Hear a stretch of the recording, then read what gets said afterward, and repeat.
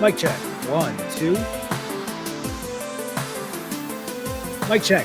1, 2. Can you hear me all? Welcome to another Sunday night live stream. Hopefully you can hear me. Otherwise, I'm going to be talking into the void.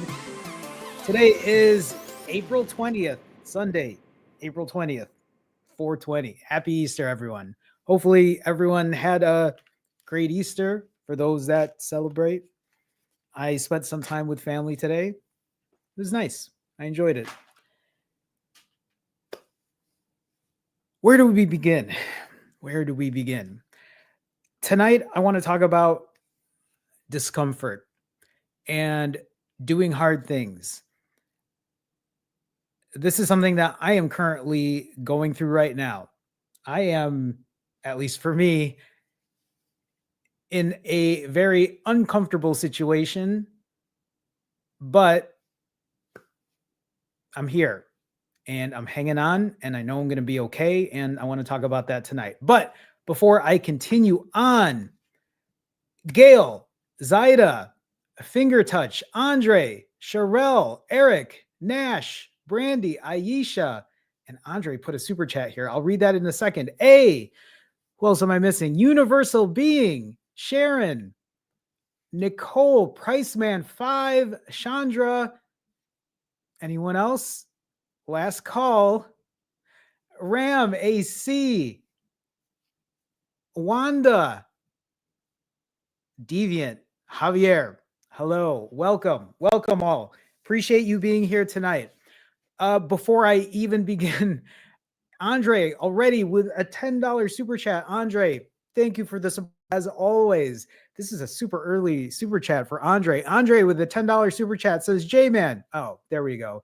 Have a family obligation I had to attend, but my heart is with the Finally Fasting family and hope you guys are all doing well. See you all next time. Andre, thank you for stopping by.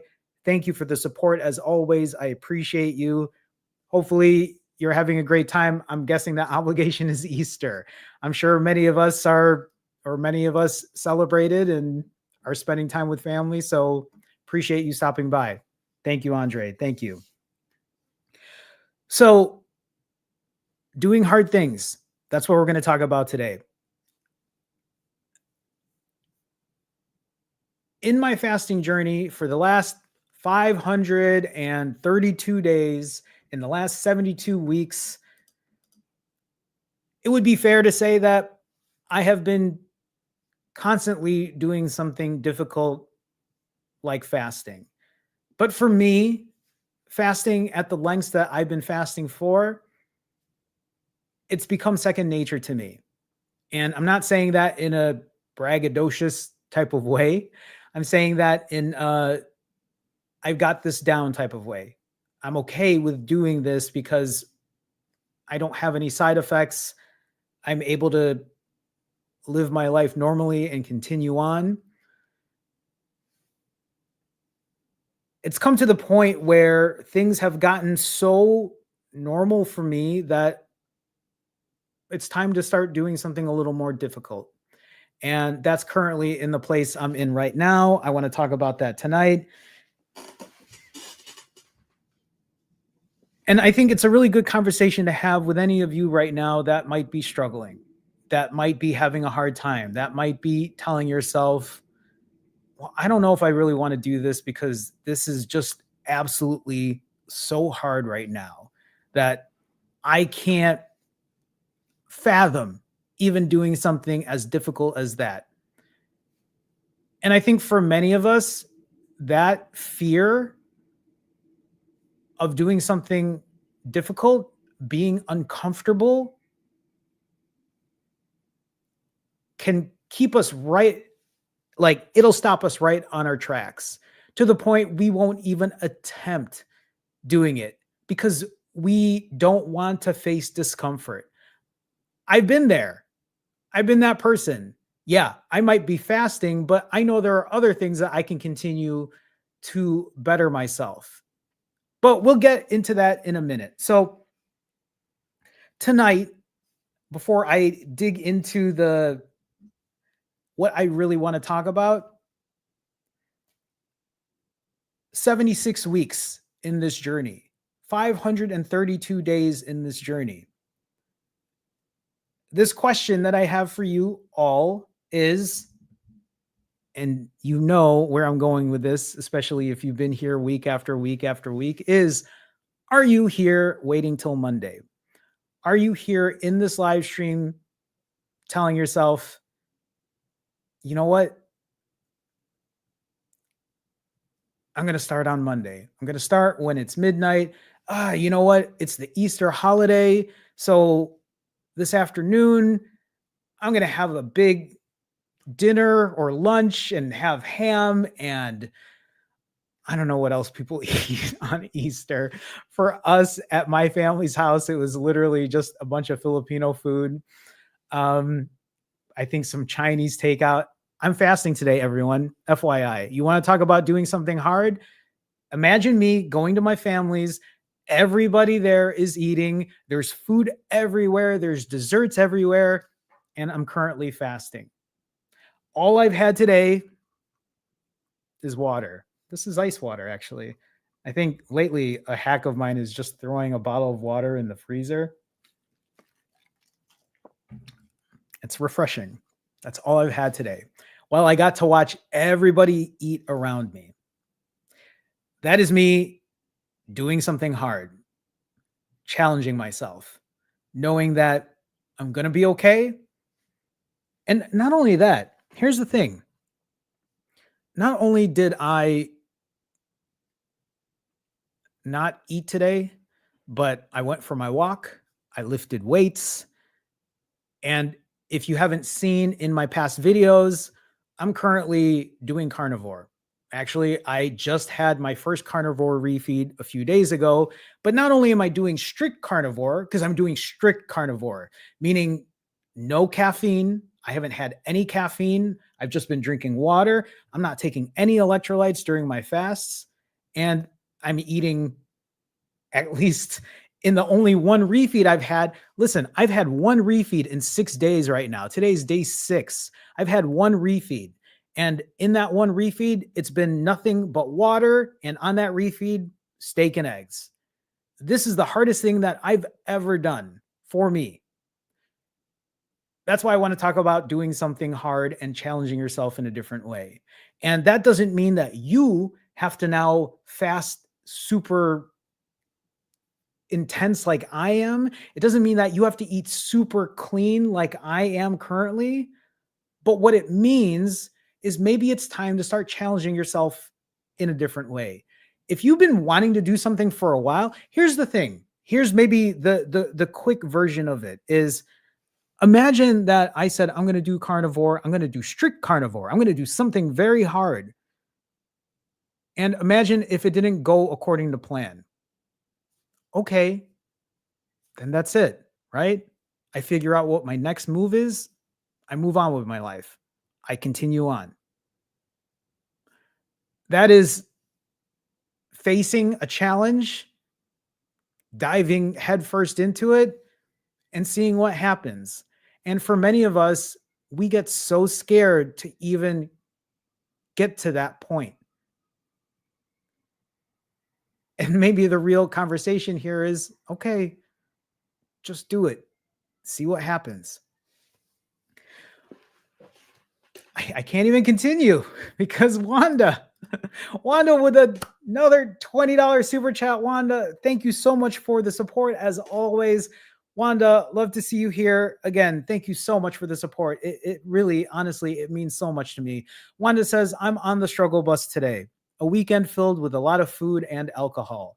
I did finish my 65-hour fast. First of all, congratulations on a 65-hour fast. Second of all, I've been there. I was with you. If you saw my last refeed video, I literally did nothing but drink beer and eat pizza and drink more beer and eat more pizza. But here's Wanda right now, not only sharing this, but being completely accountable, saying, hey, I'm struggling, but I've also done this. And Wanda, I know that you know how important it is to be imperfectly consistent and show up no matter what, because That is what is going to find you success. I did a 45-hour fast and a 26-hour fast. Currently 26 hours into a 46-hour fast at a plateau, but up my exercise. And this is Wanda working with her levers. First of all, well, I know you're saying struggle bus today, and I don't know if you're saying struggle bus because you're struggling getting through this 46-hour fast, but if it's any if it's any consolation to you, I'm currently, and we might as well share this since we're in here right now and we're talking about it. I'm currently 47 hours fasted. I'm 47 and a half hours fasted. I'm fasting the entire day today. I have had in the last 47 and a half hours, I have had nothing but straight water, no electrolytes, nothing else, completely fasted, going for my walks, lifting weights. So I just wanted to just some encouragement is you're not alone, right? We're doing this together. Congrats on your 65-hour fast, on your 45-hour fast, and currently on your 46-hour fast.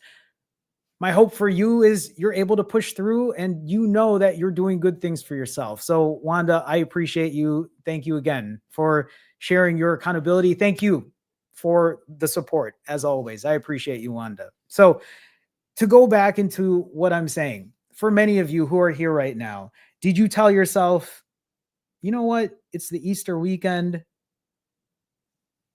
I'm not even going to hit a timer.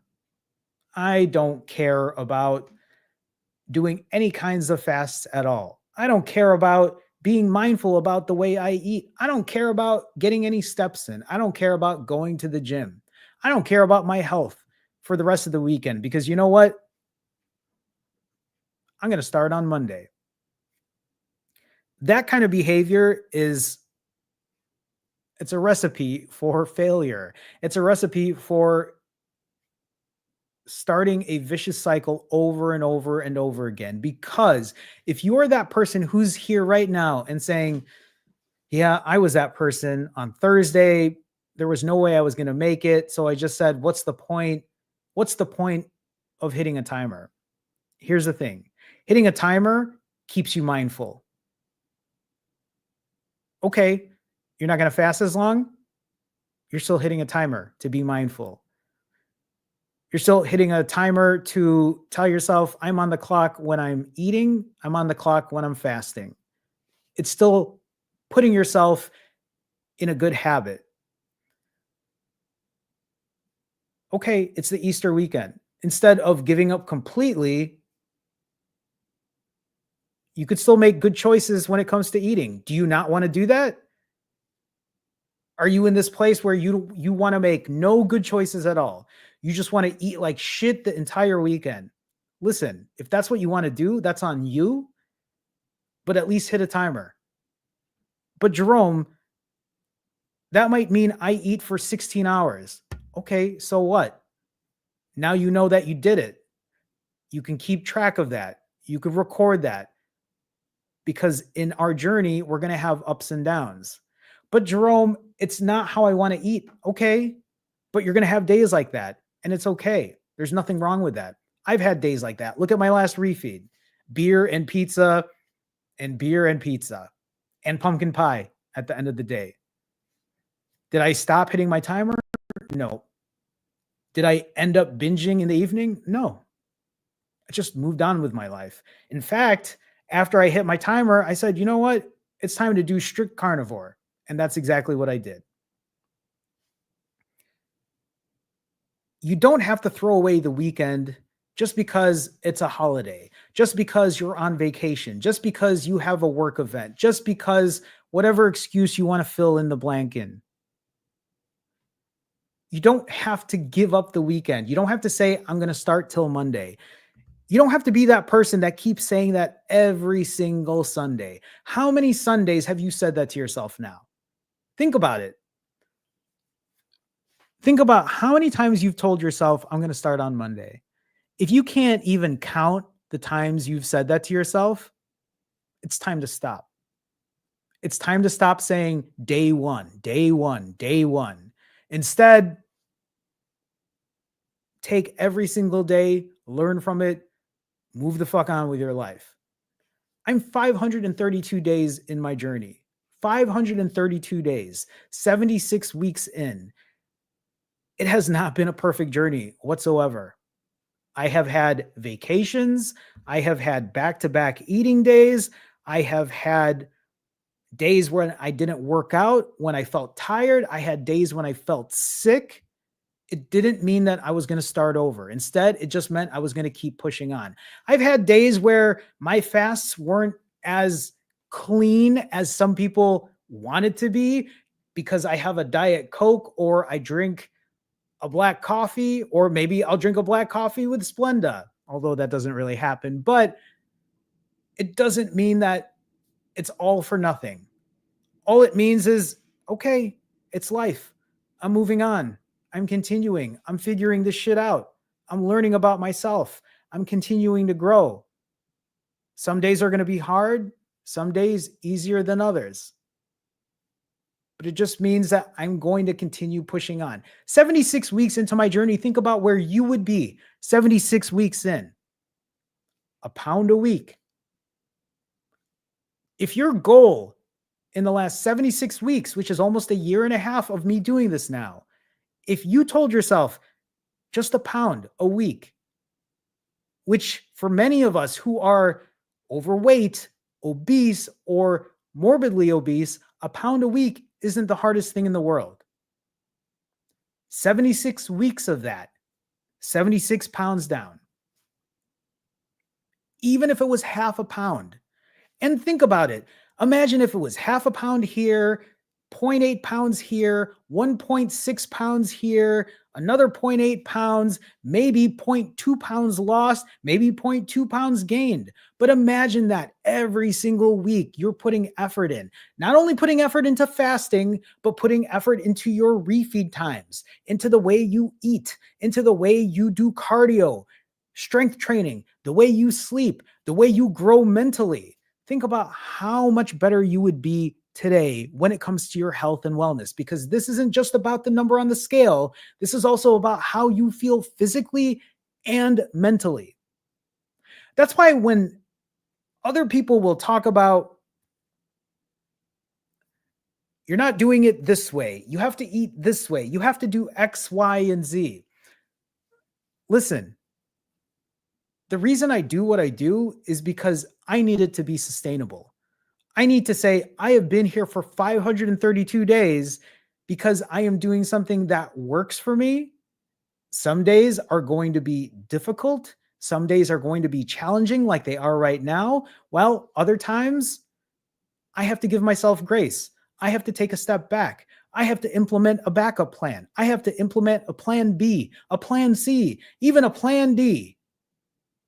Some days I'm going on vacation, and you know what? I'm going to eat whatever the fuck I want, but I'm going to make sure I'm going to at least time it, because that's the least I can do, at least for myself when it comes to control with food.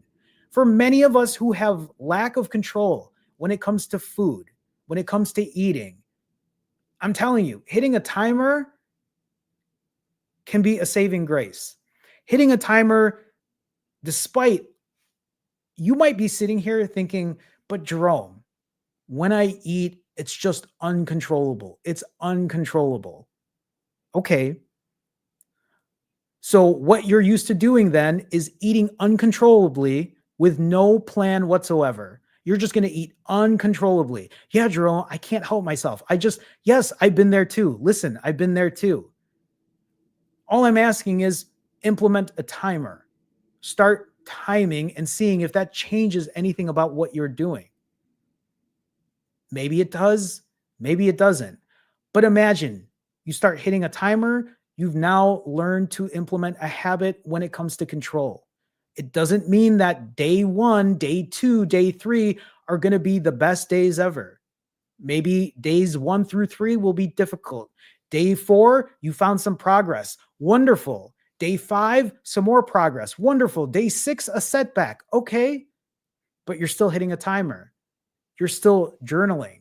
You're still logging your data. You're still growing as a person. I appreciate people who are in here right now because I feel like they continue to learn every single week. They continue to show up every single week. They continue to grow every single week. And it might not be perfect, but they're showing up. Remember, this live stream tonight is an accountability live stream. This is a place for me to share my accountability with all of you. Without this accountability live stream, it is very hard for me to stay on task, to stay focused.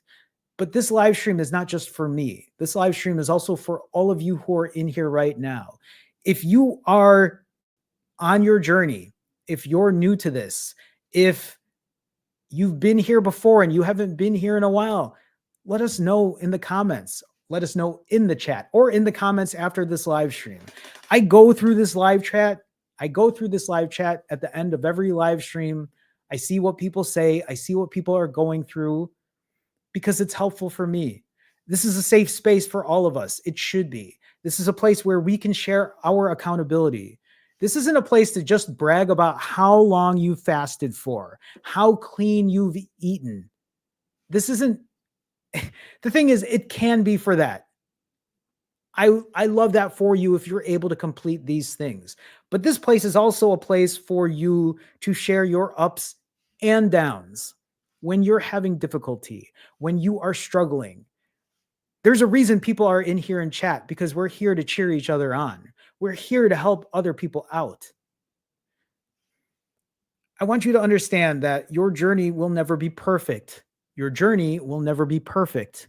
Your journey will never be perfect. You are going to have fucked up days. You're going to have days when you eat things that you thought you weren't going to eat, but it happened. You're going to have days where you're going to overeat.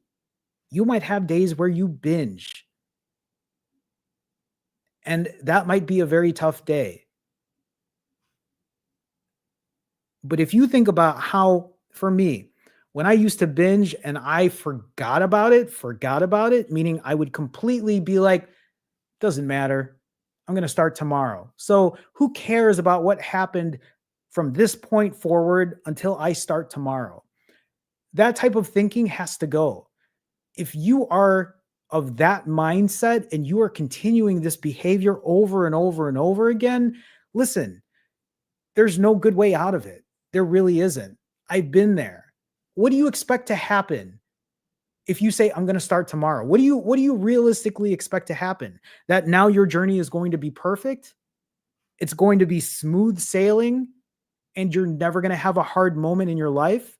Because here's the thing, when that hard moment hits again, like you know it has in the past,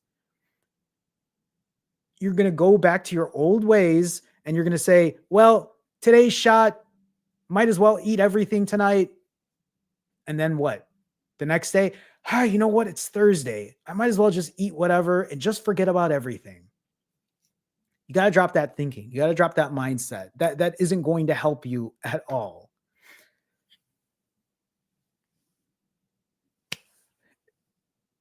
April. We're 20 days into April. The April Accountability Challenge. This is also a great way to share your accountability for the month of April. I set this up on March 31st. I said, listen, let's do an accountability challenge for the entire month.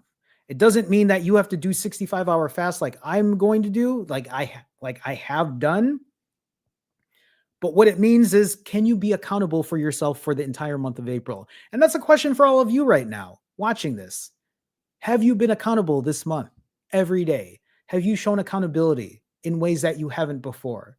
And it doesn't mean that you have to work your ass off every single day. All that means is, whether it's good or bad, have you shown up?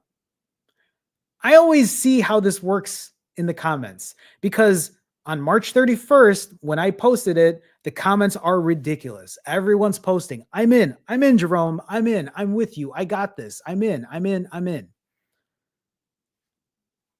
And then after the first 3 days, I post again. I'm showing my accountability. Comments are there, but it's not like how it was on March 31st. April 6th, April 9th, April 12th, it weans off. And I think what happens with people is they expect to be in this challenge and expect success throughout the entire month. And what I believe, what people end up doing is they end up going through that wait till Monday cycle. Instead of showing up every single time, they say, nope, this wasn't good enough, so why bother? When I've shown you, as you've seen it, you've seen me do 65-hour fasts. So, okay, I've been successful there. I have been going for my walks. I've been successful there. My refeeds, as hard as I've tried, some of them have been really good, some of them not. My last 2 refeeds that I showed, not the one that you haven't seen yet, but the ones before that, they were off the rails. I went out, I didn't eat the cleanest, I didn't eat the healthiest, but there was no part of me that was going to give up. There was no part of me that was going to walk away from what I was doing. 532 days later, I'm still here. 532 days later, I can probably say I haven't binged. 532 days later, 76 weeks later, I've now set myself up with one of the hardest things I've ever had to do. And it isn't just about fasting, right? I'm now starting to combine all of these things to really hunker down and optimize in the best way that I can.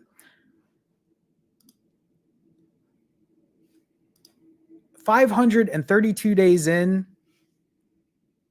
I've completed 214 fasts. In the last 532 days, I've done 214 fasts. Investor Mo, I don't really answer questions here, but are you doing blood work? You might not want to have to caps all of that. Yeah, I'm doing blood work. I've done it twice now, both optimal. So you can check my past videos for that or live streams. No issues. A1C, great. Cholesterol, great. All my numbers are great. No deficiencies in anything. I don't take any types of medication. I've never had weight loss surgery, never had injections, nothing. Fasting is all I've done and still eating whatever I want. To get back to it, 532 days means I've completed 214 fasts. Now, those 214 fasts haven't all been prolonged fasts. Some of those 214 fasts have been 12-hour fasts, 16-hour fasts, 20-hour fasts. Not every single one has been super long. Does it still count? Of course it still counts. This is what I mean about hitting a timer, being consistent. Even though I've had short fasts on my journey, I still average 53 hours and 23 minutes of fast. In the last 532 days, I've had short fasts, like 16 hours, and I've had long fasts, like 160 hours. For 5 months in a row, I was averaging 93-hour fasts. But on average, in the last year and a half, my fasts are still averaging 53 hours and 23 minutes with an average refeed of under 6 hours.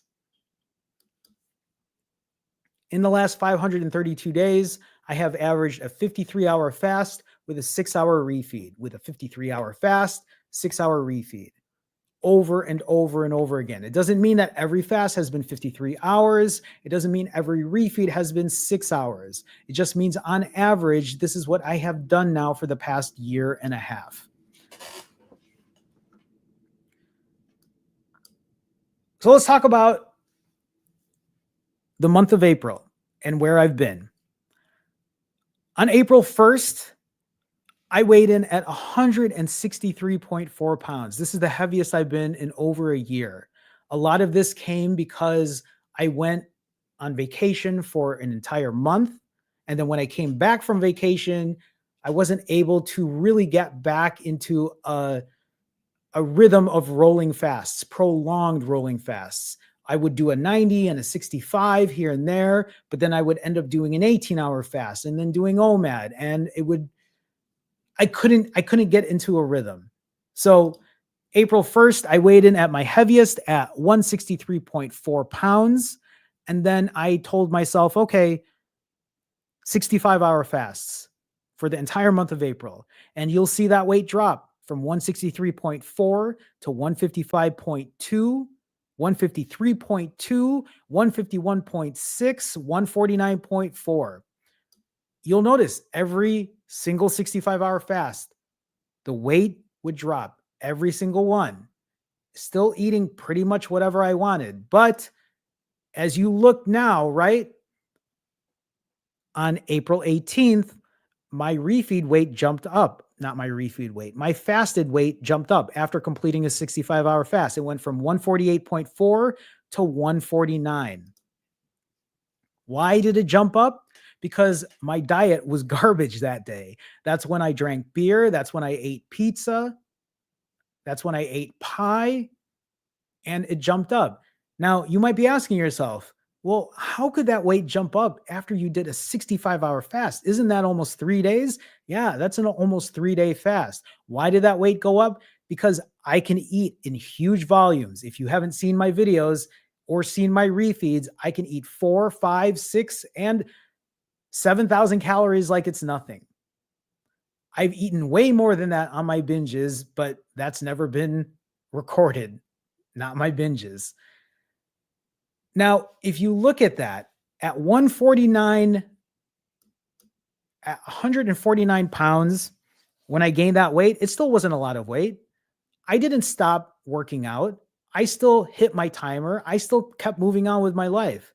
But look at what my weight was today. Today, this isn't even my 65-hour fast right now. Today, I weighed in at 147.8 pounds. This is the lowest I've been in a minute. I think this is the lowest I've been since I left for vacation back in February.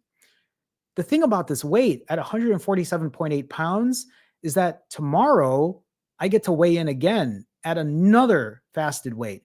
I am almost positive this weight is going to drop again. Now, why is this weight dropping this much now? It's because I'm doing carnivore right now. And it isn't just carnivore in general. I'm not saying that I've lost this weight because of carnivore. It's also because I'm not eating the processed foods I was normally eating on my refeeds. It's because I told myself it's time to do something hard. Let's push yourself in a different way. But I'll dig into that in a minute, because what I want to share here is, yeah, in the last 20 days, I've lost 15 and a half pounds. But let's look at my refeeds. Here's something that's very, very telling for me. If you look at these refeed weights are, this is the weight I weigh in at after I finish a refeed because I eat so much, okay? On April 1st, 163.4 pounds. That was my refeed weight after I finished eating on March 31st. April 4th, 161. April 7th, 158.4. April 10th, 156.6. So you'll notice the weight is dropping even after a refeed because I'm completing 65-hour fasts and I'm trying to work my diet in there. But you'll see where it's highlighted in red, my refeed weight jumped up. It went from 155.6 to 157. Why? Because my diet was shitty that day. That's when I ate pizza and drank beer and ate pizza and drank beer. But look at the drop. Look at this refeed drop on the 19th. So I haven't put this video out yet, but this video will be coming out tomorrow. On the 19th, which was yesterday, my refeed weight was 149.8. This is a huge, huge drop from what my refeed weights have been this entire month. This was probably the most surprising thing for me, to see how much my weight didn't move up after a refeed. Usually when I refeed, I'll usually gain 4, 5, 6, and actually I think on the 16th, I gained almost 9 pounds after a refeed. This past refeed, I don't even know if I gained a pound. I'd have to double check. Why? Because I decided to do something hard. I decided to challenge myself and do something like strict carnivore. Now, does that mean that strict carnivore is the only way to eat? Does that mean that I'm going to be doing this for the rest of my life? Absolutely not. Is it a great tool to use? So far, yeah, that's what I'm seeing. It's an awesome tool to use right now. I'm seeing impressive results doing that. I said impressive because I see someone posted here impressive statistics. That was in my head. I'm going to be talking more in depth about carnivore in tomorrow's video. I'll probably talk about it a little more today, but I just wanted to share with you the weight of where I am at a refeed, to drop that low after a refeed. And actually, if you look here, okay, here's perfect. Listen, look at this. You see where it's highlighted in red, and you see on April 18th where it was 149 pounds. 149 pounds was on 418. 418 was my refeed day. On 419, the day after, I gained 0.8 pounds off of my refeed. 0.8 pounds. And it wasn't that I didn't eat anything. I ate carnivore that day. I have just never stepped on the scale after a refeed and weighed or gained just under a pound. I've never gained just under a pound after a refeed.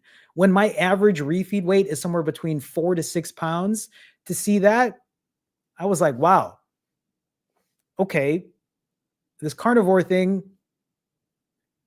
is working. Now, how far that will work for, I don't know, because I honestly don't know how long I can go on doing this. Today is day 6 of carnivore. I feel good. Energy-wise, I feel good. Mentally, though, it's the hard part. That's the hard part. This is the thing that I think all of us need to understand.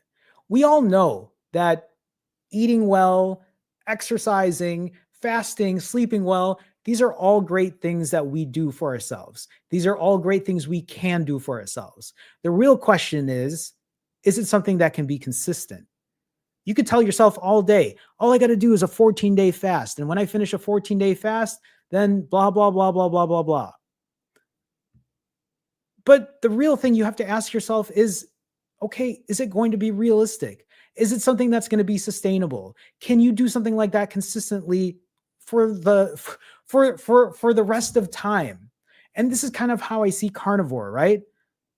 So far, I have very little experience with carnivore. Like I said, I'm only 6 days in. Am I finding success with it in the last 6 days? Absolutely.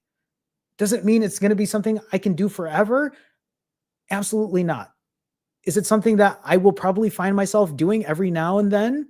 Yes, absolutely. Especially if I can find results like this. If I can continue to drop weight like this, why the fuck not? This is me challenging myself. This is me doing something different. This is me putting myself in an uncomfortable situation, because you know what I've been comfortable doing? I've been very comfortable doing 65-hour fasts and eating whatever I want. I've been very comfortable doing that. I don't have a problem doing that. It is easy for me at this point to do something like that. To do what I'm doing right now is different. This is a very difficult thing for me to do. I'll get into that in a second, but Brandy with a $5 super chat. Brandy, thank you for the support. Appreciate you being here. Appreciate the support. Brandy says, hi, Jerome. Still struggling. Showing myself grace. Grief is tricky. Highs and lows. And you know what, Brandy? I mean, I appreciate you being here. I appreciate you sharing. I appreciate you being honest about your struggle. And you're absolutely right. Grief, I mean, it's probably one of the hardest things to deal with, especially when it comes to ourselves and dealing with everything else that's going on. So I applaud you for being here. I applaud you for sharing that. And you're absolutely right. Grief is an absolutely difficult thing to go through. And I love that you're able to show yourself grace. And I hope you can continue to do that. Just as an aside, right? I want you to also understand that, like, you're doing the best you can, especially during difficult times. And that's all I ask with anyone that I talk to, anyone I work with, is you're doing the best you can. You're going to make progress the best way you can. You're going to minimize damage the best way you can. And you move on with life. So I appreciate you sharing that, Brandy. Brandy also says my average fasts are 20 hours, which is still great. And I hit the timer no matter what. I love that for you. I love that you're showing up in that way. So Brandy, thank you for the support. Thank you for the $5 donation. I appreciate you. Thank you so much. Listen, life is always going to have its ups and downs. Life is always going to be, sometimes it might just feel like we're just going through the motions. And then other times you get hit unexpectedly with something. This is something that for me, I don't think I've had a moment like that in a minute. And when it does come, I hope with everything that I've been doing that I'm able to minimize things the best way that I can. And even if I don't, it's okay. I've built so many habits within me that I feel like it's going to be okay with whatever happens moving forward.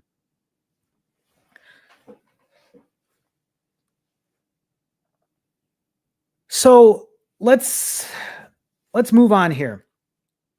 Like I said earlier, and I'll just share it again, I'm currently 48 hours and 8 minutes fasted. 2 days. I'm currently 2 days fasted. In the last 2 days, I have had nothing but water. This has been my best friend so far. I have given up on caffeine for the last 6 days. Does it mean I'm going to give up on caffeine forever?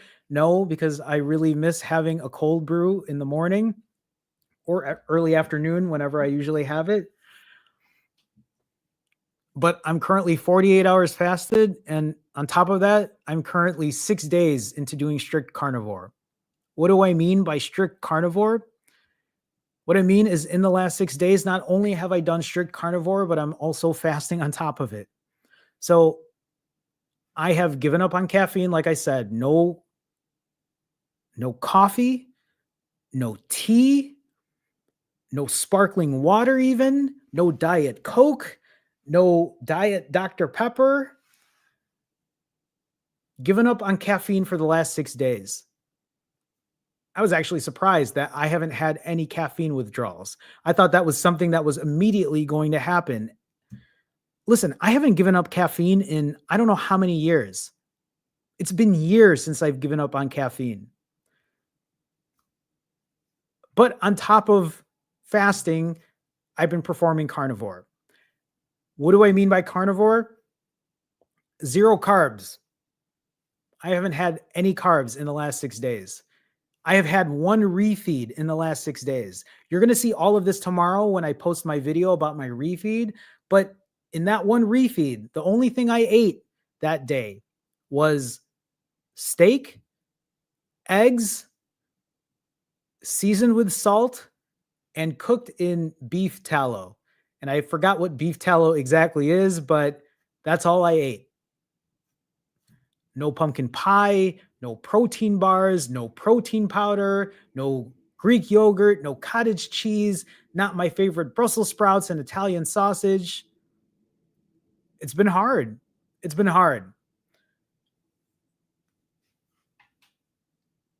But that's how life is going to be every now and then. We go through hard things. We do hard things. We challenge ourselves. And then other days, we enjoy ourselves. Listen, some of you might be watching this and you're like, but Jerome, if carnivore is doing this so well for you, then why don't you just keep doing it? Because it's fucking hard. I might find it easy to fast for 65 hours.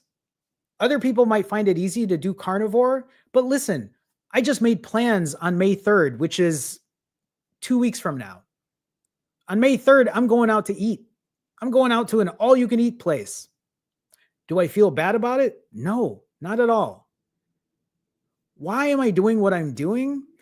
I want to show people that you can push hard and do hard things, and you can also give yourself grace and be kind to yourself and enjoy yourself and go out with friends and not worry about eating perfectly and fasting perfectly every single day. I'm showing you that you can practice imperfect consistency. This is something, this is a concept that has been so hard for me my entire life. My entire life, I used to be the all or nothing type person. Where did that all or nothing mentality bring me? It got me to my heaviest weight at 235, 235 pounds at 5'3". Having an all or nothing mentality put me in this eating disorder,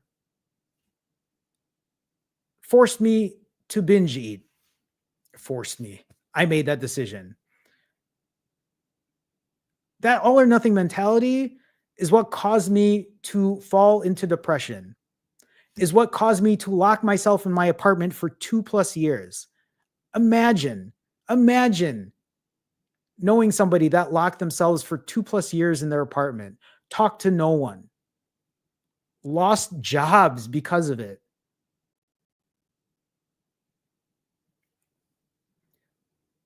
Me finding my way out of that all or nothing mentality has put me where I'm at today. That's why I do what I do. I want to show people that you don't have to think in black and white, that there is something in between.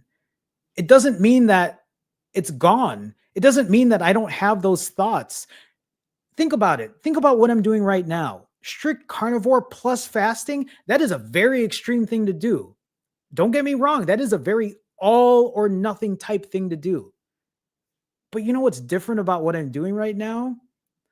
Is I look at it and I tell myself, this is temporary. This isn't going to be forever.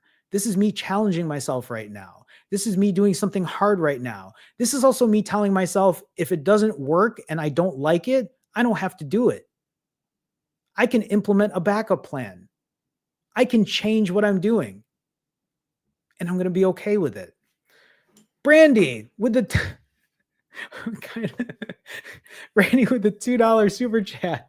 Brandy says, "We are loving the hair, Jerome." Is that the consensus in chat? I haven't noticed. Brandy, thank you for the I did not expect that as a super chat. Brandy, thank you for the $2 super chat. Honestly, I need a haircut. I was supposed to get a haircut. I was going to get a haircut this weekend for Easter, but I didn't have time. But I appreciate the compliment. Thank you so much. Thank you. I appreciate that. So right now, let's take a second here and let's do fit check. Okay. So today I'm feeling pretty lean. I haven't had a refeed where I didn't feel bloated in a long time. Actually, I can't remember the last time I had a refeed where it was 0 carbs. So I am feeling pretty lean. The scale even shows that because I didn't hold on to any water on my last refeed. Well, that's my guess, right? Usually when I eat a lot of carbs, I'm holding on to a lot of water because that water will then find its way out after a 2-day or 3-day fast. So currently I'm currently weighing in at 147. Is that where I'm at right now? 147.8 pounds. And before I do fit check, like I've done before, I'll share this like I always do. I have been an overweight child, teenager, adolescent, grown adult my entire life. I have weighed as heavy as 235 pounds. And fasting, finding fasting, doing what I'm doing is the only thing that's ever gotten me to lose as much weight as I have lost and continue to keep it off.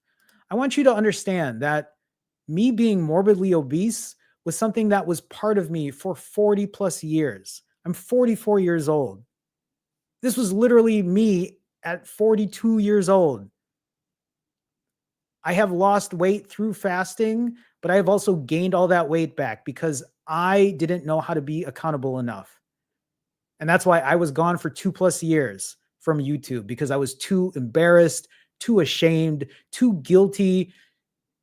I felt too guilty to it was more embarrassment, but more embarrassed and shameful to admit that I was struggling. And where I'm at today, I feel like I've learned so much from that time, and I'm very proud of myself for being there today. So in this photo, this is where you can see it in my stomach. That's where I usually held all my weight. I usually hold my weight in my stomach and my neck. You could even, it's probably too hard to tell how wide my neck was there, but I'm 5'3", I'm short, 235 pounds at my most, wearing a size 38 waist, wearing a size extra large or double XL shirt because I had to wear clothes that had to cover my stomach. That's how heavy I used to be. Today, currently, right now, I'm wearing a size extra large youth shirt, a boy's shirt. So we'll do fit check right now. The pants I'm wearing is a size 20. No, the pants I'm wearing right now is a boy's 14 to 16, I think. But if I did have to wear a waist size, I wear a size 28 waist. So a huge difference. But fit check today, right? Front shot, side shot, back, side, right? I do wear like a compressed shirt here. Yes, I still have fat here. But I feel pretty lean today, and I'm pretty happy about that. Do I have loose skin? Is the question I get asked all the time. Yes, I have loose skin. You can see it here on my neck. And actually, because I'm clean shaven right now, you can see, right? You can see this loose skin here. So yes, I do have loose skin. Again, if you compare this photo of me, it's probably hard to see on my neck, but my neck used to be so wide, I could not properly wear dress shirts. I used to have to wear shirts that were super big and the sleeves were so long because I had to wear shirts that could fit me and then had to be tailored because of how big I was. Remember, 235 pounds at 5'3". It's a tough look. But yes, I do have loose skin. A lot of it is from my neck. I do have loose skin on my upper arms. You can see it right here, right? I have loose skin on my lower stomach, but it is one of the reasons that I lift weights, right? I'll always flex here, but I lift weights because I'm hoping that it'll help with the loose skin. And I lift weights just because I enjoy lifting weights. I find it fun to do. I find it a good alternative than just to walk every day. Although I do enjoy walking. I walk almost every day. And actually, today was like my lowest walking day. I don't know how many steps I have today. Actually, I don't even know if I did 8,000 steps today. Oh, I'm currently at 8,100. But even to share this, like, right, if you look at yesterday, I'm at 17,000 steps. The last 2 weeks, I've been killing it. I've been walking like between 13 to 15,000 steps a day. So yeah, that's currently where I'm at when it comes to how I look, how I feel. So let's take a second and let's talk about carnivore before I go into Q&A. If any of you are watching this right now, yes, I will answer as many questions as I can. If not, I will answer all of them if I can. But please hold on to your questions because I want to talk about a couple other things before we jump into it.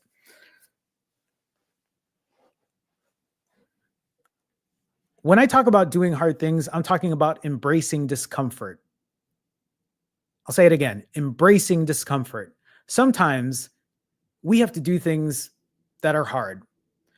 One of the things that I've been telling myself lately, especially for the month of April, is I told myself every single day for the month of April, I want to do one thing that's hard, one thing that's difficult. And that doesn't mean just in my fasting. That also means in the way I eat. But that also means having to do things that I've been putting off for a while, like my website. I told myself, you need to start facing these challenges. Sure enough, my website's done. Finallyfasting.com is working, right? Working on my fasting app. That's in the process of working right now.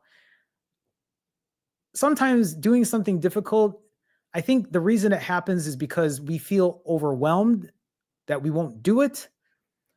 We're afraid. We're afraid of feeling discomfort. We're afraid of maybe even the unknown of, well, what's going to happen if, listen, you won't know until you do it. And for many of us, once you do it, you're going to be like, it wasn't as bad as I thought.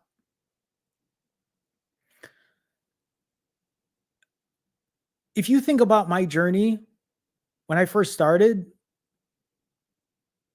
I did an average of 93-hour fasts for 5 months. 5 months, a 93-hour fast. That means that for 5 months, I was doing a 4-day fast, followed by a 4-hour refeed, followed by another 4-day fast for 5 months in a row. Was it easy? It wasn't. Some fasts I think were easier than others, but that was hard to do. But you know what I learned about myself? It made me realize I could do it because I've done it before. I was able to overcome a lot of those things. I was able to find breakthroughs in what I did. Honestly, doing something like that brought me into imperfect consistency. Without doing something like that, I wouldn't have learned to figure out what my next steps were going to be. Imperfect consistency came through doing something hard. And then what happened after that?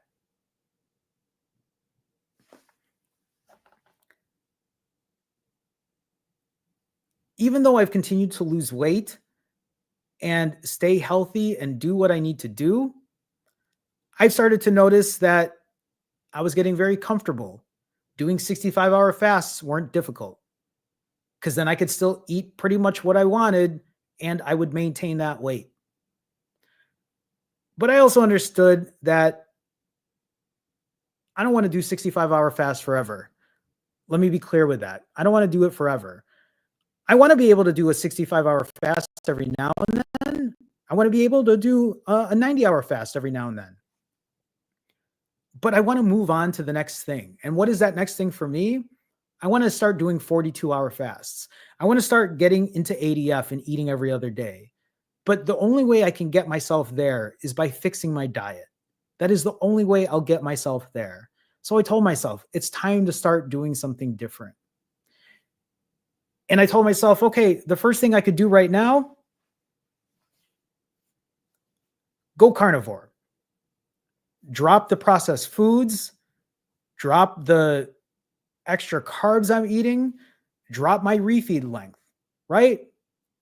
This is me trying something different, seeing if it works, finding if I have success. One of the things I've noticed right away is energy's still there. I can still lift pretty strong, although my last lifting session wasn't as great, but that's also because I ate less calories because of the carnivore. A lot of pluses, some cons, but I'm going to talk more about that in tomorrow's video. But this is me doing something hard, challenging myself in a different way. Like I said, carnivore isn't forever. Eventually, I would love to try something different as well. Maybe it's not going to be carnivore. Maybe I'm going to do caloric restriction, which I guess even though I did carnivore, I still limited my calories then. Maybe it's going to be no fat, high carb. Maybe it's going to be fruitarian. Maybe it's going to be vegan.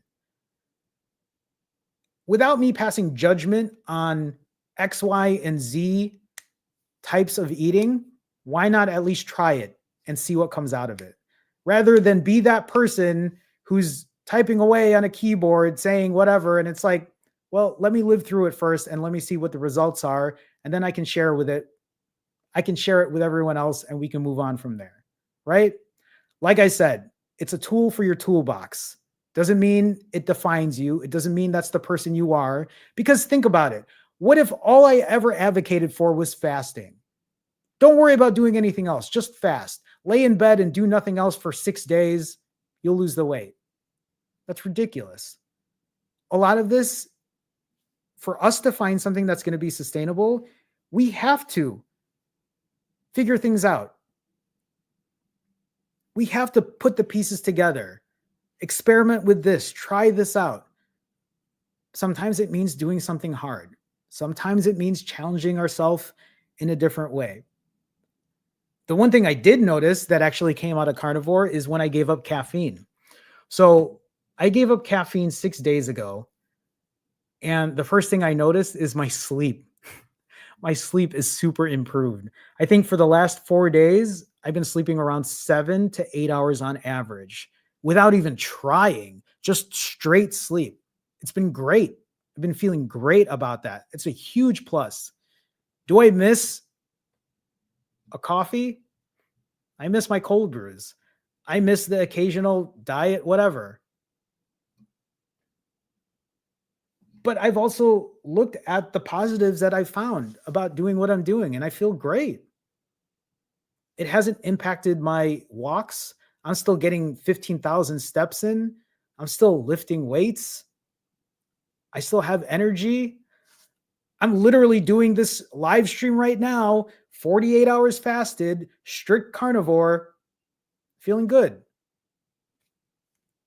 Now, this is my experience.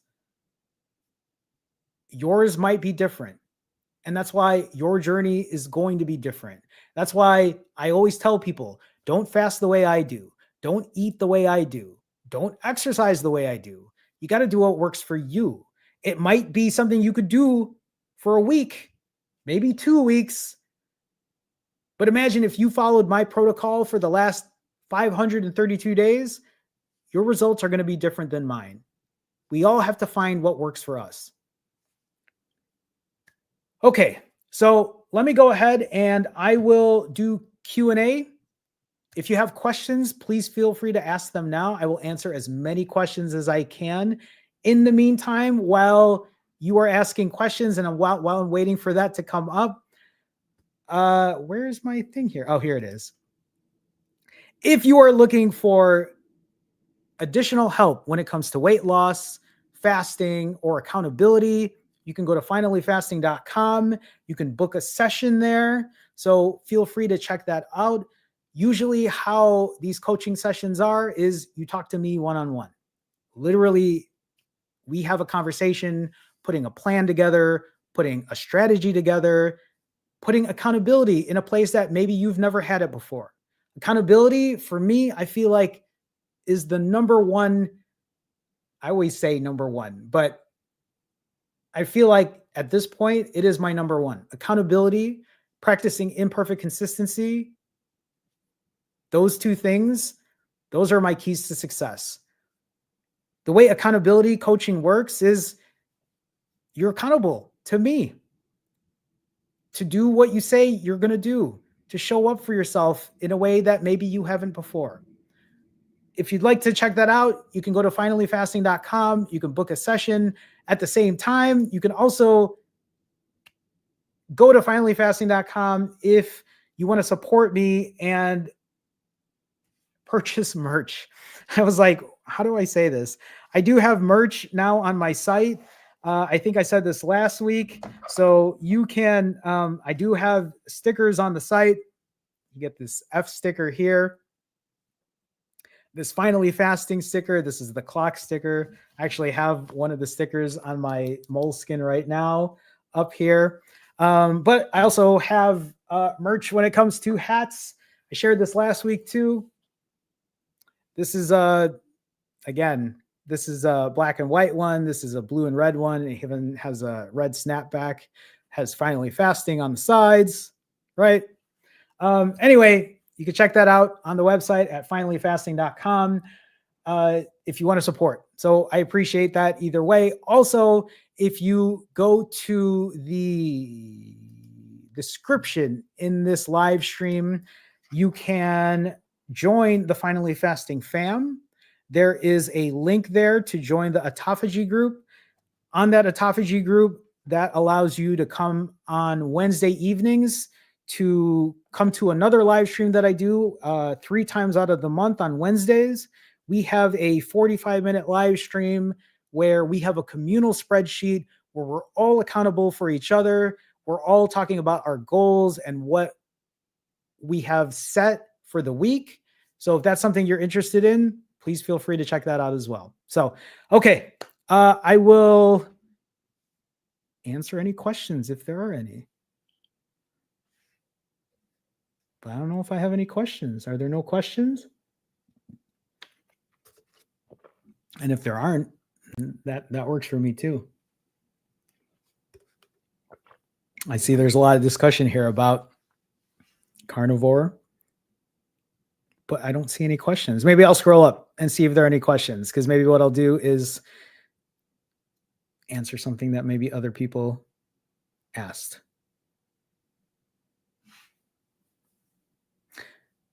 Y'all, there are 135 of you in here. Are you telling me none of you have questions? Oh, you guys are so, like, I appreciate the comments for so many of you here. Thank you. Priceman 5 with a $10 super chat. Priceman 5, so nice to see you. Thank you for the super chat. Thank you for the support as always. I appreciate you. Hey, Jerome, the struggle is real, but I'm still here. I'm glad you're here. Been wanting to use supplements to combat fatigue, but don't want to break the fast. Thoughts? So when you're talking about fatigue, are you talking about complete, like, are you not able to function in that way, or are you just feeling really, really lethargic? Because I guess the first thing for me, when I used to feel that way, when I first started doing that, and I know it might sound silly, but for me, I just put a pinch of salt under my tongue, and usually that would help. Sometimes, and I know this might sound crazy, but maybe it's the caffeine, but sometimes I'd have a Diet Coke and then I'd automatically feel better and I'd be able to push through my fast. So that's how I feel about it. I don't know what supplements you're thinking of, because I don't take supplements. So I'm not sure if I could be helpful with that. The only supplements I took was really electrolytes. It was more magnesium and potassium. And potassium, I was taking no salt. So that's usually how it worked for me. So yeah, oops. I don't know if you've tried those things. So you'll have to let me know if Priceman 5 says, feels like I'm tired regardless of sleep and coffee. Thought the fasting might be the issue. Stop taking multivitamins and omega-3s. I mean, I guess the question for you too is, when you're fasting, when are you feeling this tiredness? Is it coming quickly? Or not quickly, but like, is it early in your fast? I mean, it also makes me wonder about your refeed, but I don't know. That's the only advice that I can give, especially because I don't really get tired. I mean, the thing I did notice is when I stopped drinking caffeine, I did feel tired, but I think that was either more because of the caffeine, or it might even just been in my head where it's like, you don't have caffeine, Jerome, so you're tired. But other than that, other than me putting salt under my tongue and having a diet, whatever, every now and then, that was the only thing that kind of kept me out of feeling that way. So you'll have to keep me posted. Hopefully it isn't something that's long lasting, because if it comes down to it and you're feeling awful, then really what it might mean for now is just breaking your fast early, refeeding well, and then going again, right? I mean, maybe other people have recommendations in chat. So appreciate the question, Priceman 5, but also I appreciate the support. Thank you so much. Thank you. Okay, so let's see here. Um, Savage Dad says, how's your inflammation in your joints? I mean, I'm not exactly sure what you mean by inflammation in my joints because I do have bicep pain from me pulling my bicep from lifting weights, but like I don't know I don't know if I don't have issues with my knees or my joints. I'm 44 years old. I walk 15,000 steps, 10,000, maybe that's more of the average now every day, but I don't have any aches or pains. So I don't know if that's what you're asking because honestly, I don't have inflammation in that way. Maybe you can be more in depth with it, Savage Dad. So you'll have to let me know. Um, Dima, hi Dima. Have you noticed when you eat again after fasting that the body gains weight much easier? I've already covered this, Dima. So when I eat again after fasting, I'll gain anywhere between 4 to 6 pounds, depending on what I'm eating. Although on my last carnivore refeed, I gained zero 0.8 pounds, which is an absolute low for me. So the thing about it is, I might gain a lot of weight because I eat heavy, but I fast long enough that I end up losing more weight than where I was before. So that's why I perform rolling fasts. That's why I used to do 90-hour fasts because I would fast for 90 hours, eat even like 6,000 calories. And even though I would eat 6,000 calories and gain a ton of weight, the next 90-hour fast, I would weigh less than last time. And that's what I did for 5 months. And that's how I lost 80 pounds, even eating whatever I wanted during that time. So hopefully that's helpful. That's the best way I can put it. Funky Ostrich, you're very welcome. I appreciate the kind words. Thank you. Rebecca says, have you experienced constipation doing carnivore? No, actually, it was the exact opposite. So I've only had one refeed, and it was, I think, maybe 20 minutes after I was going to the bathroom right after. And that was after steak and eggs. So I haven't experienced constipation, but I only have one refeed to share with that. So I'll let you know tomorrow. Tomorrow, since I'll be doing carnivore again or having a carnivore refeed, then I can share my thoughts with that. So that's all I have, though. But maybe other people in chat can share. Bar Ramos says, so are you also removing seed oils on your cooking? For carnivore, no seed oils. I am not, there's no oils at all. When I cooked my eggs, I cooked it in beef tallow. When I cooked my steak, I cooked it in beef tallow, and I used real Redmond real salt. No pepper, no garlic, no onion powder. Literally salt, steak, eggs, and beef tallow. That's all I ate. But that was for this carnivore. Prior to that, I was eating processed foods, pumpkin pie. I mean, protein powder, I guess, is processed, maybe. My protein bars, other foods. Seed oils, I use olive oil and I'll use grapeseed oil. So that's a seed oil. But regardless of that, you have to remember, even before carnivore, and I'm just putting this out there, this isn't on Bar Ramos, but just for anyone who's watching this now, I want you to understand, before this one carnivore refeed, all my refeeds before that have been eating what you've been watching on my videos. Vegetables, meat, fruit, right? But I'm also eating processed foods. I'll eat whatever sometimes. I'll drink beer, eat pizza. And even after all of that, my blood work, optimal.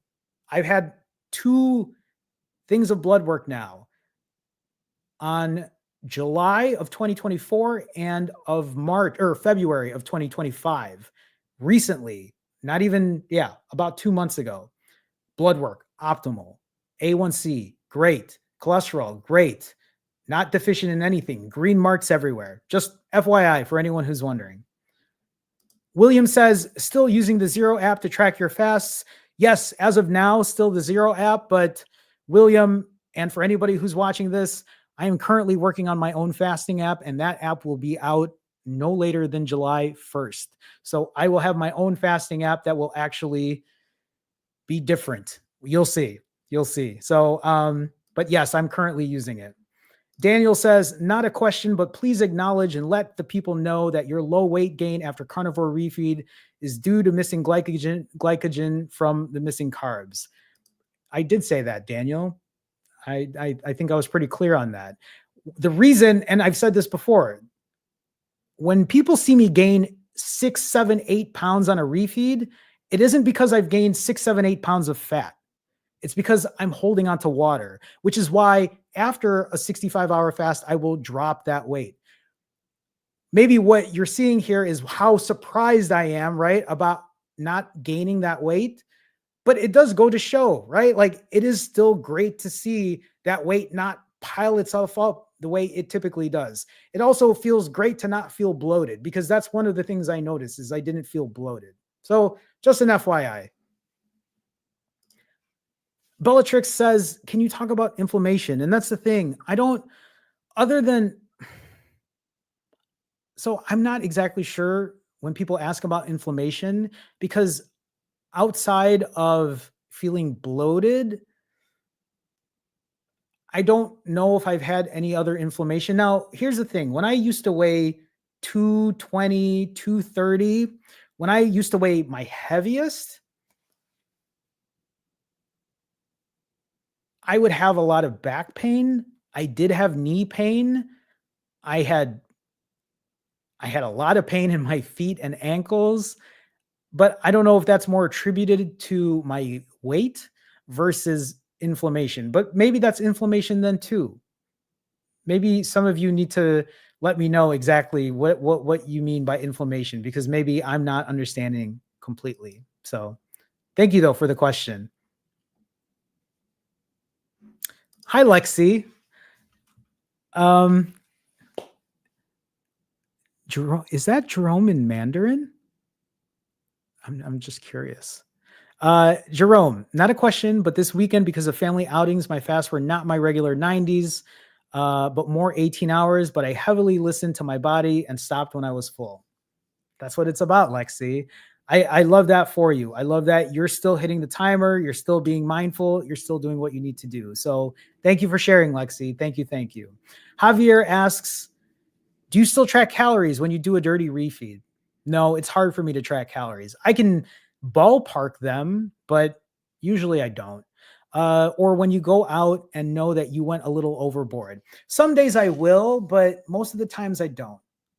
It's when I'm out with friends and I'm enjoying myself and I'm out with people, like I'm trying not to be so strict. I want to be able to enjoy myself and enjoy my time and be with people and not worry so much about counting calories in that way. Because I also know that once I put a fast down, the fast will really kind of tell me, okay, did I gain weight after doing this 3-day fast? Did I eat too much? Did I overeat? So no, I don't in that respect. Maybe sometimes I do, but most of the time I don't. Andrew says, hi, Jerome. Any recommendations for skin tightening after a huge weight loss? I don't have any recommendations. There's nothing that I've done, right? Like I talk about my loose skin here on my neck, right? You see how it doesn't bounce back. My loose skin that's up here. My only recommendation that I've been doing is weightlifting. Weightlifting is the only thing that I'm doing.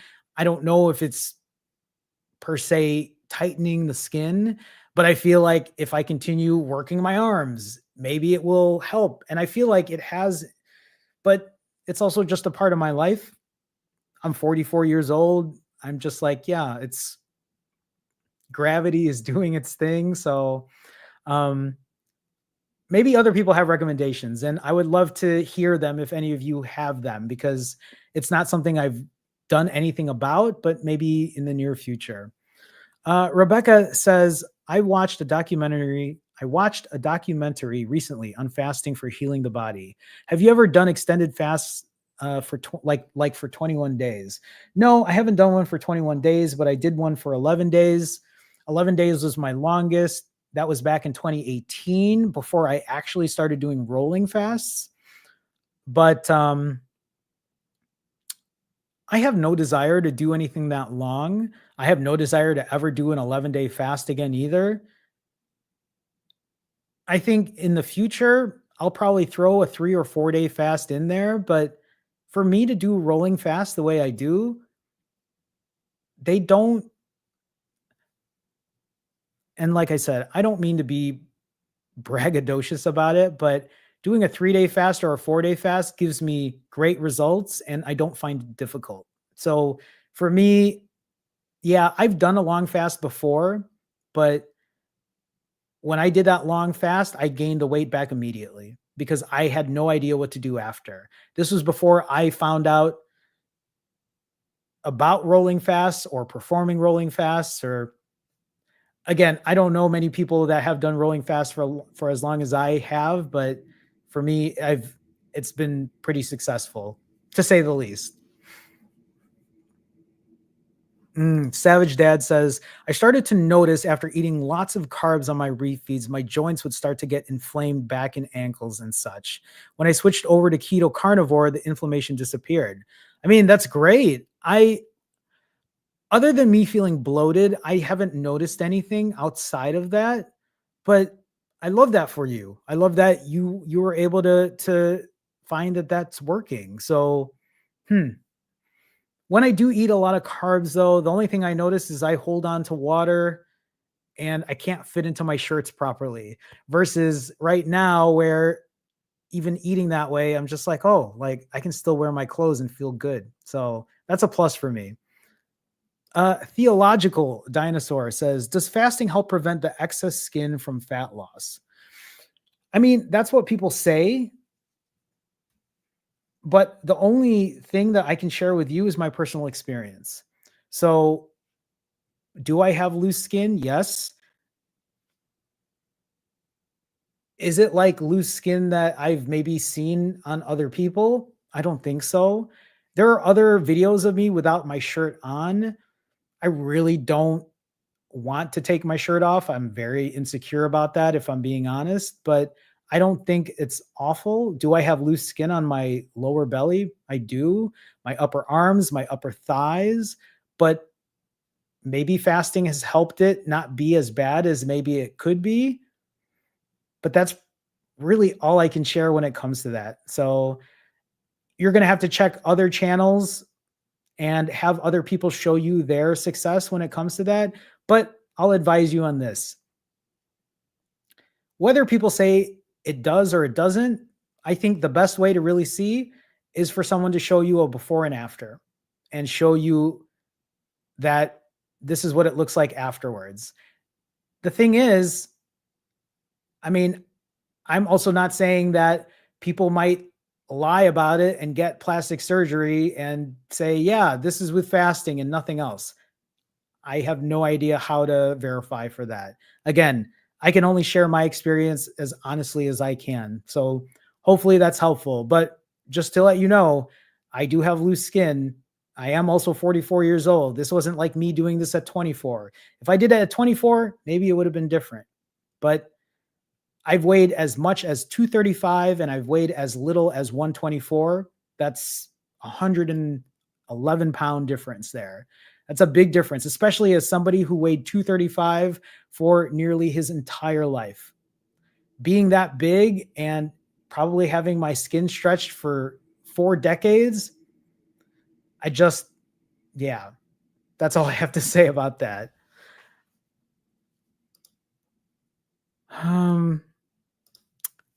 Investor Mo says, how many times do you eat in a carnivore refeed? So Investor Mo, this is new for me. I have been doing strict carnivore now for 6 days. I've only had one refeed. I'll be eating again tomorrow. So tomorrow will be 2 refeeds. So when you say how many times do I eat, I only ate 1 meal. That's all I did. 1 meal in that refeed. That's all.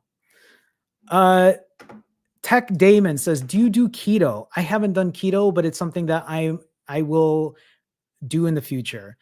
I plan on doing keto. I plan on doing carnivore every now and then, and I will probably do paleo if anything. The one thing I've noticed is my diet, my refeeds when I eat cleaner, they're pretty much paleo except for the white rice and my pumpkin pie and my protein bars. So yeah, maybe keto doesn't have dairy in it either. I can't remember. But I haven't done keto. Well, you know what? I've done keto in the past. I've never done carnivore before. I've done low carb, right? But uh honestly, for the most part, I've just been eating whatever I want during my refeeds. The name of the app, I mean, I haven't officially put a name to it yet, but when I do, I'll let you know. So appreciate it, Dayru. Did anyone skip Easter? I mean, maybe you already know this, Regio. I skipped Easter. I'm almost 49 hours fasted. So if that's what you meant by Easter. Savia says, how much money have you saved on food since you started fasting? I mean, I'd imagine I saved a good amount. I don't know. I haven't really calculated that, but if anything, I would say during my binge eating days, I was literally spending like $100 a day on Grubhub and DoorDash or picking up fast food. So definitely saving a ton of money from today versus back then. Oh, it means hello, everyone. I got it, Lexi. Oh, well, thank you, Lexi. Oh, you shared the other one. I appreciate it. Um,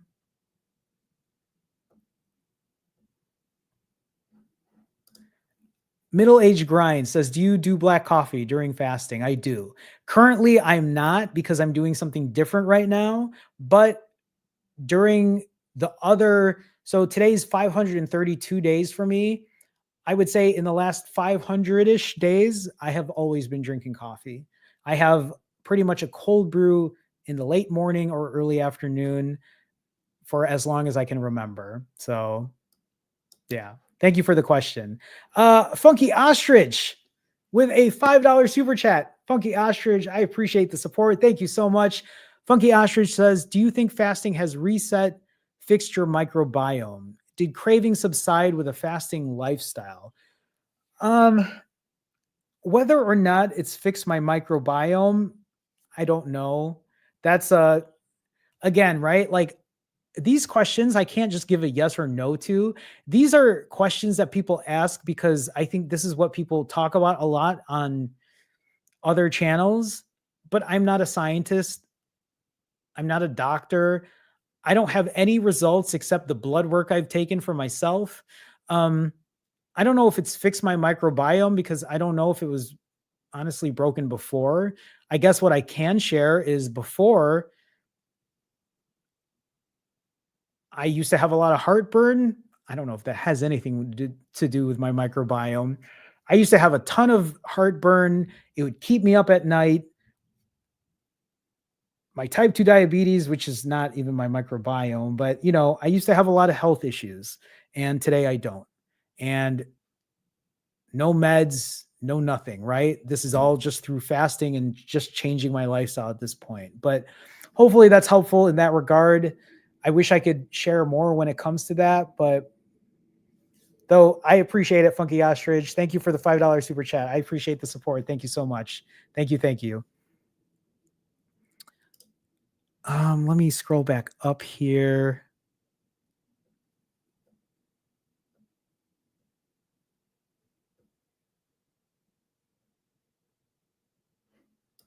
Tech Damon says, what do you watch or play to kill time when fasting?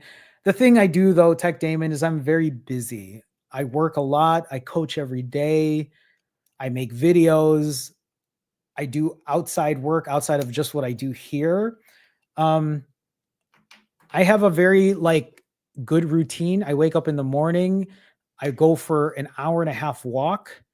And it's not because I'm trying to walk for that long. I actually enjoy just kind of taking some time for myself. So I do that first thing in the morning. I usually listen to my Japanese lessons because I'm currently learning Japanese. I have been now for 4+ months. I will watch TV every now and then. I watch YouTube videos. I do play games every now and then, but nothing crazy. And that's kind of how I pass my time. I do just find ways to keep myself busy. And I think keeping myself busy has been, listen, when I talk about just drinking water and no coffee, no pop, strict fasting, not even eating the foods I want to eat during my refeeds, it's tough. There's a lot of boredom that's happening during that time. And what I've been doing is just trying to fill that time up. It's not easy, but I've been doing it for so long now that I'm just like, okay, you just got to work through it. So think about it like this: on the days you're not eating, that's a time that your body is healing. That's a time that you are doing things for yourself that you've been meaning to do, whether that is, like for me, working on my website, working on my app, right? Being with the people I love, doing things that are challenging that I haven't done for myself before. That's kind of what I do at that point. I don't watch anything special. Honestly, the things I've been watching lately, it's a lot of Japanese stuff because I'm just trying to learn Japanese. So that's most of the stuff I've been watching. What did I used to watch before that? I used to watch a lot of whatever, random anything on YouTube. I used to watch a lot of people eating food because that's what helped me get through my fasts back then. So some of that's changed over time. Regio. Oh, I like this question. Regio says, what do you think of Brian Johnson? So I have watched Brian Johnson. Do you think rolling fasts compete with his regimen? Both strategies go against the mainstream. Um, I actually, at least from what Brian Johnson is showing, if you aren't familiar, for some of you who are watching, who if you're not familiar with Brian Johnson is, I think he's 47 or 48 years old. He's a little older than me. And he's trying to, I mean, he's a multi-millionaire, right? So he has a ton of money. And he's using whatever advanced technology to keep himself as young as possible. So he's eating super clean, he's sleeping at the same time, he's working out, he's taking care of himself in the most optimal way ever. Um I appreciate that. Some of the other things that he's doing, I don't know if I would go that extreme. Like, I don't think I could eat as clean as him. Number one, because I don't want to. I still want to be able to go out and be with friends and enjoy my life. I want to travel and go out late sometimes. And right, like, I think life is more than just trying to live forever. And that isn't a knock on Brian. I think it's commendable what he's doing. I watch him because I actually want to see what his progress looks like. For me, I feel like it's more about finding a balance. I don't know if rolling fast compete with his regimen. Um, I perform rolling fast because it's what keeps me healthy. I perform rolling fast because it's what helps me with my eating issues, right? It doesn't mean that I'm going to do this forever. All it means is I just keep moving on with my journey and figuring out how can I continue optimizing and being happy and healthy. I don't think I can ever do something as extreme, but I know what I'm doing today versus what I was doing 533 days ago when I was literally binging myself to death. I wouldn't trade what I'm doing now for the world. So that's the best way I can answer that, Regio.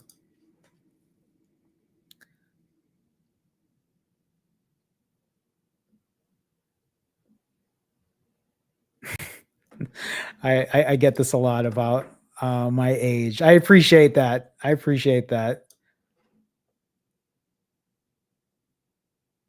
Oh, I never seen that anime. Maybe I'll check that anime out, Regio. Um, did somebody drop a? Oh, uh, Aisha? Am I saying that right? Aisha Proctor. Aisha Proctor, thank you for the $5 super chat. I appreciate it. Thank you so much. Uh, Aisha says, is 2 days too long for a refeed?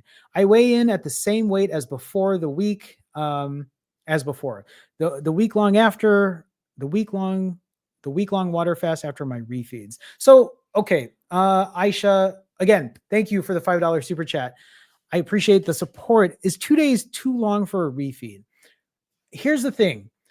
For the way this works is just because I refeed for a short amount of time, it doesn't mean that's the optimal way of doing it. I only refeed for a short amount of time because I know if I refeed for too long, I tend to overeat. Not even tend to, I will overeat. The question for you, Aisha, is when you refeed, are you overeating? If you are refeeding for 2 days, does that mean for 2 straight days you're just snacking, having meals, eating in between? Because that's where you really have to kind of come to terms with what you're actually doing. If you are overeating, or if you think you're overeating, maybe what it means is for those 2 days, maybe it's time to count your calories and see if you are eating way too much during that time. Is it too much that it's offsetting what you're fasting for? Because I don't know how long your fasts are for, because that makes a difference too. The reason I used to do 90-hour fasts is because I used to eat so much that I would have to fast longer to keep the weight off. The nice thing is I don't even have to do 90-hour fasts anymore. I can do 65s and keep the weight off. My hope eventually is to do 42s, right? Fast for shorter and control the diet part of it. So really that comes down to what your diet looks like. You'll have to keep us posted, but Aisha, hopefully that answers your question. Hopefully that's helpful. I appreciate the question.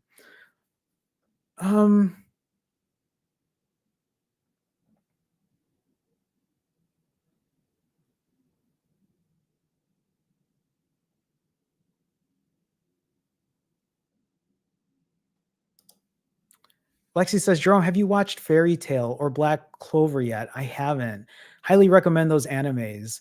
I'll check them out. I'll check and the ones that you've all posted, I'll check them out. And I know this is off topic, but when I talk about me watching Japanese things, I watch a lot of Japanese YouTube videos about learning how to speak Japanese. Although on Netflix, I did end up watching Terrace House, which is a Japanese reality show, and that has a lot of like casual Japanese, and that's the reason I watched it, was to learn how to speak better casual Japanese. But Lexi, I'll definitely take a look at those. I appreciate that. Tech Damon says, I do OMAD and fast 3 times a week. Is that extreme? It works for me. No, I don't think it's extreme. I mean, look at what I do. People might find that extreme, but based on the way I eat, it's what helps me keep the weight off. It works for me, though the only thing I miss is my caffeine. Here's the thing though, Tech Damon, just because you're fasting also doesn't mean you don't have to drink caffeine. You can have caffeine. Other people think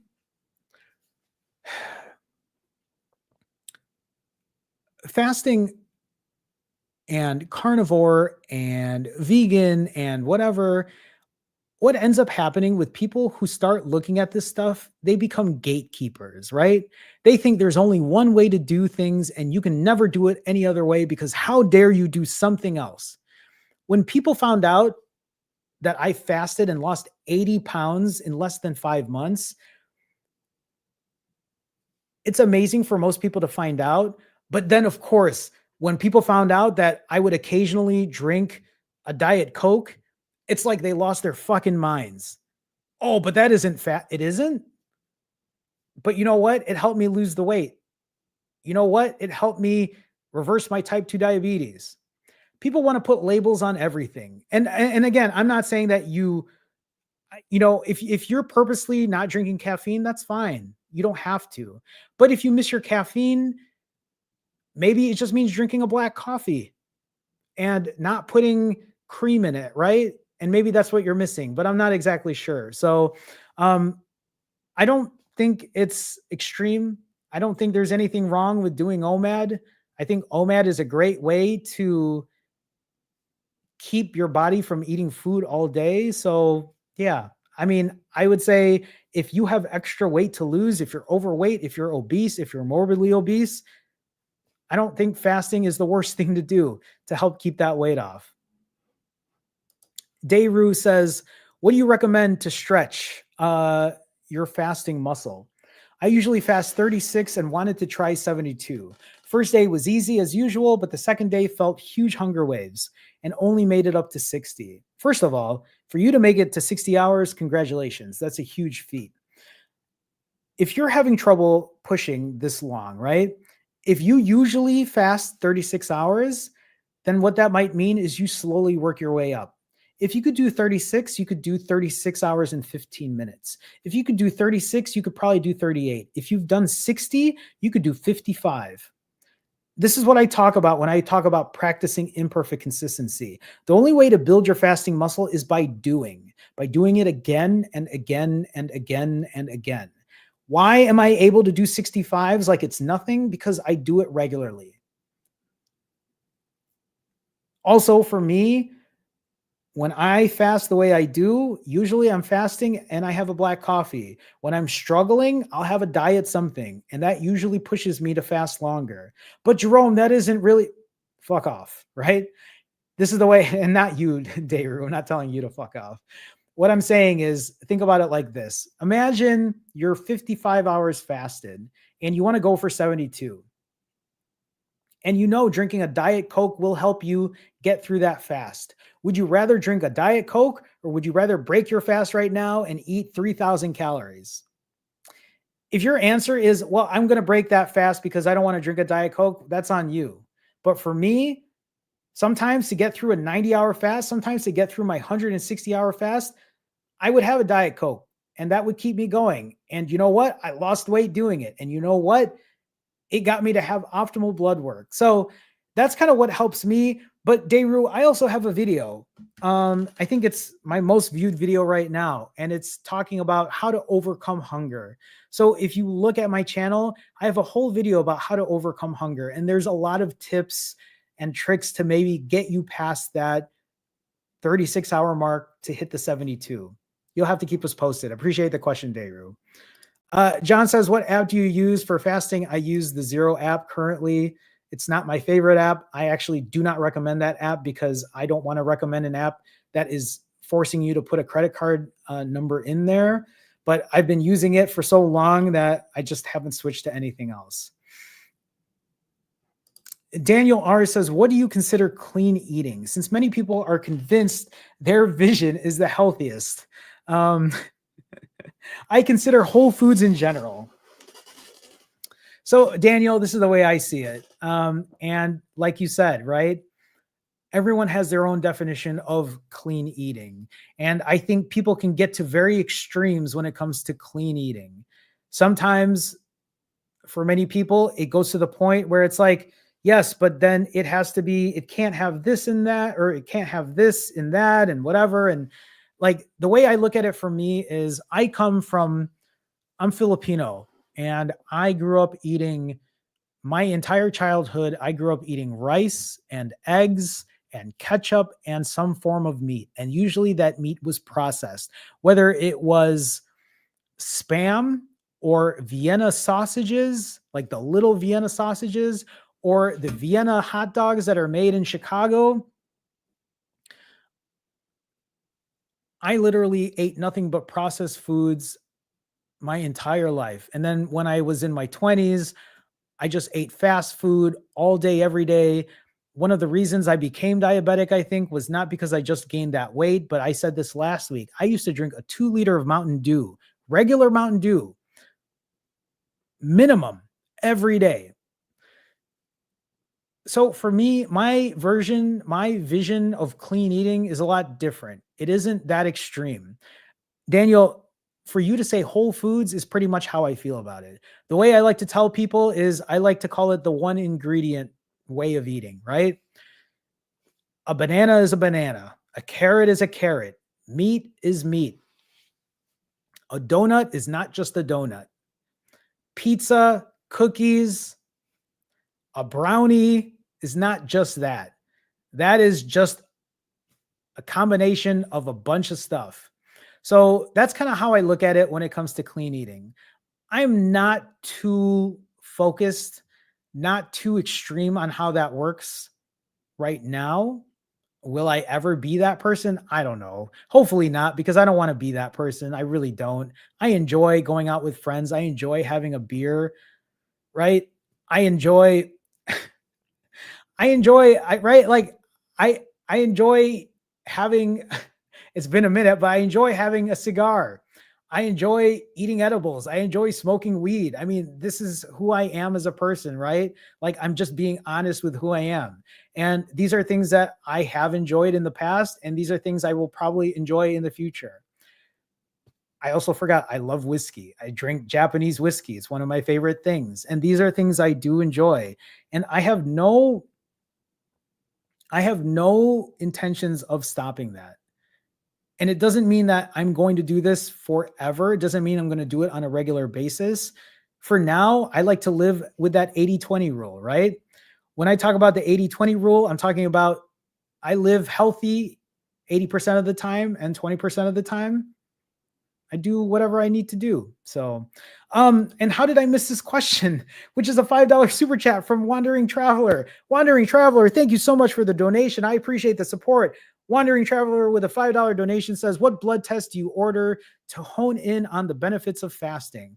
So, Wandering Traveler, the only test that I've done is just my regular metabolic panel. So, I've had tests done for my A1C because I'm a type 2 diabetic, or at least not anymore, but I still have my A1C test done to make sure my blood sugar is in check. I would have to pull up my chart, but I get my testosterone checked. That's something I get checked to make sure my testosterone is good. And then all of the other things, right? Where it tests like my protein levels, my sodium levels, what my cholesterol is, right? I've had all of those have been my regular checkup. So I don't know the exact terms of what those tests look like, but that's what I've had done. Also, in November of 2024, I had a DEXA scan done. And a DEXA scan is where they tested to see how much fat and muscle I actually had on myself. So it was a good way to also see if I was in the average fat percentage, which I was. And the DEXA scan was really helpful for me to tell myself, oh, I still have more fat I can lose. I have more muscle that I can gain. So that's kind of what I have done. In regards to the benefits of fasting, for me, I look at the benefits of fasting as, am I healthy and happy in what I'm doing, in my blood work, in how I feel? And so that is kind of, for me, that's my biomarker. That's not the word. It's my marker of health and happiness, I guess. Let's see here. Regio says, do you have a desire to achieve certain physical feats? For example, muscle ups, pistol squats, human flag. My cousin can do the human flag. Well, he used to. I don't think he can do the human flag anymore. I don't know if I have a desire to achieve certain physical feats. Being 44, there isn't anything that I'm looking to do specifically. If anything, I guess the physical feat that I would like to do is I just really want to be lean. I want to be super lean. I want to have less excess body fat. That's for me. I don't know if there's anything physical that I'd like to do. Would it be awesome to do human flag? I would love to do human flag. I'd love to show that off if I could. A muscle up? Sure. I'd love to do that too. I mean, maybe I'll get to that point, but that isn't something I'm striving for per se, more than like wanting to get to this like aesthetic look, but also just because I know it would be the healthier thing for me. Daniel says, do you do calisthenics, running, flexibility? I'll run on occasion. Calisthenics, I can't remember exactly what that consists of. Flexibility, I would love to be more flexible. I have been doing a lot of core stuff lately as well. Have you improved in any physical activity? All my physical activities improved. I mean, I used to be at my heaviest 235. I could barely go up a flight of stairs without catching my breath. I mean, I used to be that guy that would be sweating while everybody else was cold, right? And I'm no longer that person. So, in the terms of physical sense, yeah, like I can walk, I can jog. I'm no longer tired. And for me, that's one of the best things that I've had since I've started this journey.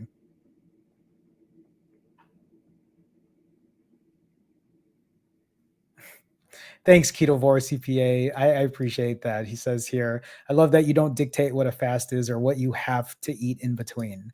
I mean, listen, for the people who talk about eating the cleanest and fasting the best and doing XYZ the best way, good for you.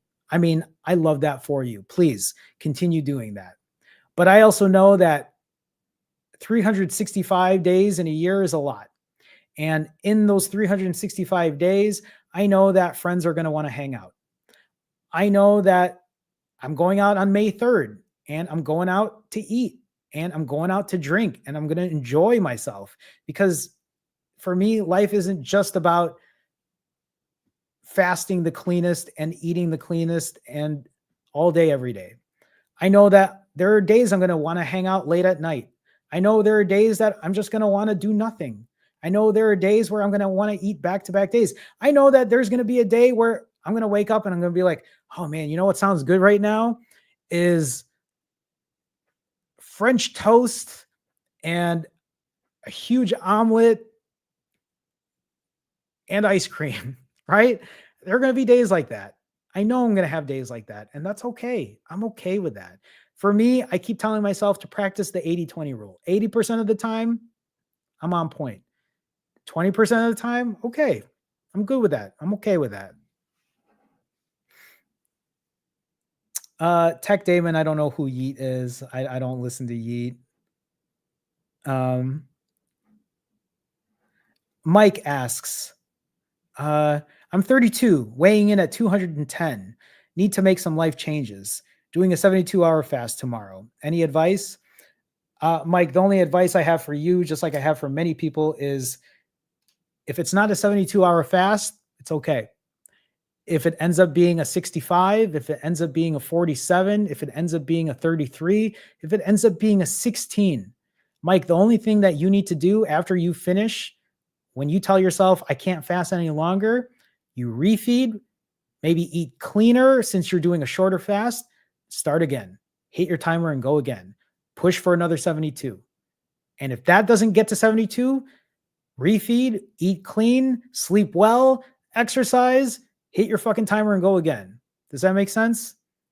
Imperfect consistency, the thing that I've been preaching forever at this point, imperfect consistency. The real thing that matters is not what you're able to do here now. What matters is what happens after. How do you keep pushing afterwards? Michelle says, I'm curious to know why you haven't tried a GLP treatment yet. It's worth mentioning that you could start taking it before your eating day. I'd love to hear your thoughts on it. I don't want to take anything that I don't have to take. That's really the gist of it. I was offered Ozempic when I regained all the weight when I left YouTube. I wanted nothing to do with it. I just don't want to take meds. I don't want to take any injections. I don't want to have weight loss surgery. I'm happy fasting and losing the weight and keeping the weight off with where I'm at. I mean, that's really the plain and simple way that I think about it. I don't feel like I need to take anything to change where I'm currently at, because I feel very successful with where I'm at today. So I'm not saying that that wouldn't work for other people. If that's something that's helpful for you, I think that's great. At the same time, I also feel like with something like that, I don't know if that will fix the issues I currently have when it comes to food and the way I eat. I feel like I am constantly working on fixing that with what I'm doing, which is also funny because when I post the way I refeed and people say whatever they say, it's like, listen, you don't know what this was like beforehand. You don't know what this journey has been like to where I got to now. A lot has changed over that time, and it's continuing to change. And that's why I love what I'm doing, because I feel like I'm continuing to grow. I feel like practicing imperfect consistency is what got me to be successful today. and what will continue to get me successful in the future. If it ever comes to the point where I have to get on meds or whatever, my hope is that's going to happen when I'm in my 60s or 70s. And hopefully, maybe it'll never happen that way. But for now, if I can fight off taking anything I don't have to take through just taking care of myself and growing as a person and learning about myself, oh my God, I'll take that any day of the week. So, how important are electrolytes to you during fasting? They're not important to me. I don't take electrolytes when I'm fasting. I've made that clear. I used to take electrolytes at the very beginning when I was doing extended fasts or prolonged fasts, but I no longer do. My refeeds are so big that I feel like I supplement when I have them. So they're not important to me. It doesn't mean that you shouldn't take them, especially if you find them helpful. I'm just sharing my personal experience with it. Okay. 2 more things. 1, I say this every week, but I say it because I mean it. For any of you that are stepping on a scale and you don't like what that number shows, I want you to remember that that scale doesn't define you. The number on the scale should not devalue who you are as a person. Remember, it's so important to respect yourself, accept yourself, and love yourself for who you are today, despite of what that number says on the scale. I don't know if I'm going to be 147 forever.